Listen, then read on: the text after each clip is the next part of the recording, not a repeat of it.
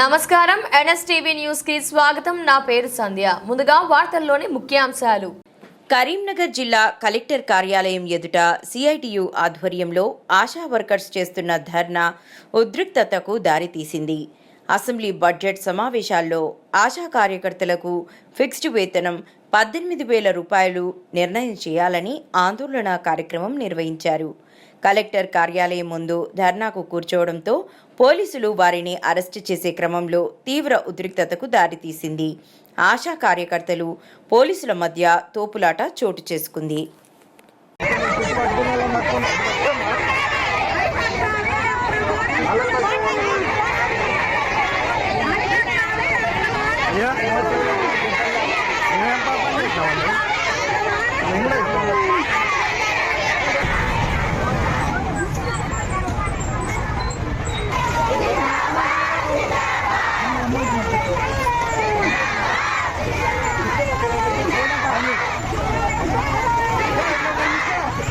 తీసుకురా ఒకళ్ళు తీసుకురా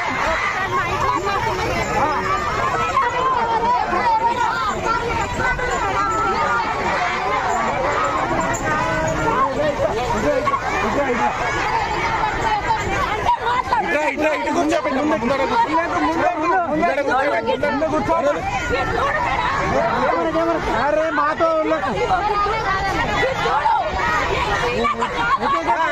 ఎవరైతే మేము ఎక్కువ